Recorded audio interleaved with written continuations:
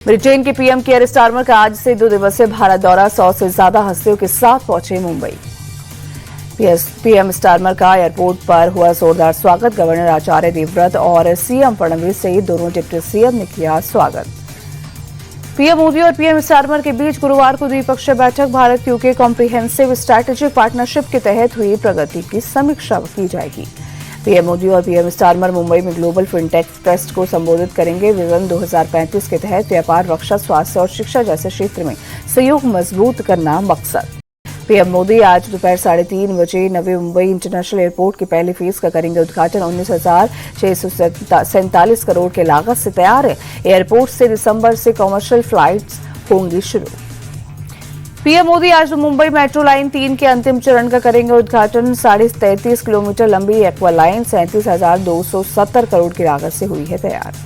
प्रधानमंत्री आज Mumbai one mobile app करेंगे लॉन्च। मुंबई के बेस्ट लोकल और मेट्रो सहित 11 पब्लिक ट्रांसपोर्ट ऑपरेटर को मुंबई वन के जरिए जोड़ा जाएगा। पीएम मोदी आज महाराष्ट्र सरकार के स्टेप प्रोग्राम का भी शुभारंभ करेंगे। युवाओं को उद्योग से जोड़ने के लिए 400 सरकारी आईटीआई और 150 टेक्निकल हाई स्कूल में लागू होगा प्रोग्राम। बिहार के बाद अब बंगाल में एसआईआर लागू करने की तैयारी। चुनाव आयोग की टीम आज बंगाल का करेगी दौरा। स्टेट इलेक्शन अथॉरिटी के साथ करेगी बातचीत।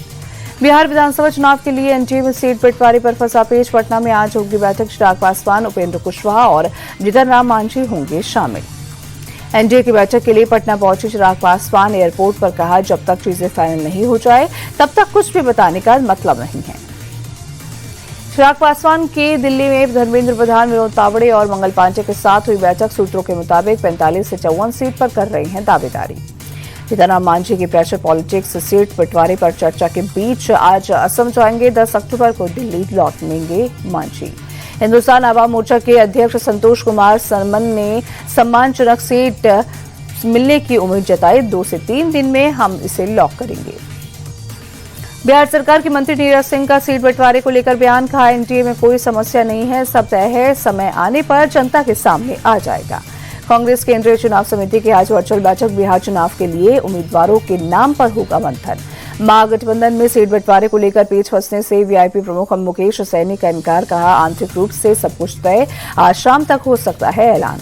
मुकेश सैनी का बड़ा दावा।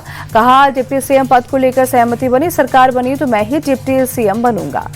स्वराज के संस्थापक प्रशांत किशोर ने किसी भी पार्टी के साथ गठबंधन नहीं करने का ऐलान किया। कहा, 9 अक्टूबर को उम्मीदवारों के नाम की लिस्ट जारी करेंगे। केंद्रीय मंत्री प्रहलाद जोशी ने राहुल गांधी पर साधा निशाना। बोले, राहुल गांधी सीरियस नहीं है, बिहार में वो लालू यादव और तेजस्वी यादव के पीछे पीछे चलते हैं। एयरफोर्स डे पर राष्ट्रीय युद्ध स्मारक पर शहीदों को नमन। सीडीएस के साथ तीनों सेना प्रमुखों ने पुष्पांजलि अर्पित की। जम्मू कश्मीर के राजौरी में बीती शाम करीब 7:30 बजे आतंकवादियों और एसओजी टीम के बीच मुठभेड़। सुरक्षा बलों ने 4 आतंकवादियों को घेरा। पुलिस, सेना और सीआरपीएफ की टीम ने पूरे इलाके की घेराबंदी की। फिलहाल किसी के हताहत होने की खबर नहीं। सर्च ऑपरेशन जारी। बिलासपुर बस हादसे में अब तक 15 शव निकाले गए। मौके पर मौजूद एनडीआरएफ के असिस्टेंट कमांडेंट करम सिंह ने दी जानकारी। बोले, 2 लोगों के जिंदा बचने की संभावना, एक यात्री लापता। डिप्टी सीएम मुकेश अग्निहोत्री ने मौके पर पहुंचकर राहत और बचाव कार्य का जायजा लिया। सरकारी अस्पताल में जाकर घायलों की जानकारी ली। पीएम मोदी ने बस हादसे पर जताया दुख। राहत कोष से मृतकों के परिवार को 2 लाख और घायलों को 50,000 के मुआवजे का ऐलान किया।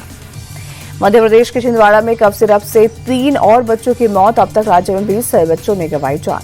छिंदवाड़ा में कफ सिरप से प्रभावित बच्चों के लिए स्पेशल टीम का गठन। बच्चों की सेहत पर नजर रखेगी टीम। एमपी के आगर मालवा में एक्शन में स्वास्थ्य विभाग और प्रशासन की टीम। दवा दुकानों पर प्रतिबंधित और संदिग्ध दवाइयों की जांच की। सिलीगुड़ी के अस्पताल में घायल बीजेपी सांसद खगेन मुर्मू से मिली सीएम ममता बनर्जी। हर संभव मदद का दिया भरोसा।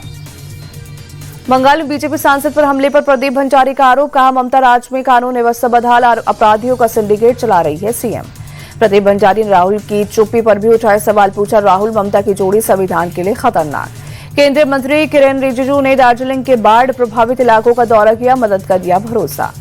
दार्जिलिंग के मिरिक बाजार में सामुदायिक हॉल में बनाया गया रिलीफ कैंप। लैंडस्लाइड से प्रभावित लोगों ने ली शरण। रोहतक रेंज के आईजी रहे वाई पूरन कुमार का गनमैन सुशील कुमार न्यायिक हिरासत में। गनमैन को खिलाफ दर्ज हुआ था करप्शन का केस। आईजी वाई पूरन कुमार ने चंडीगढ़ में की थी आत्महत्या। पुलिस की पूछताछ में gunman Sushil Kumar IPS Y पूरन कुमार का लिया था नाम। उनके कहने पर शराब व्यवसायी से मांगी थी रिश्वत।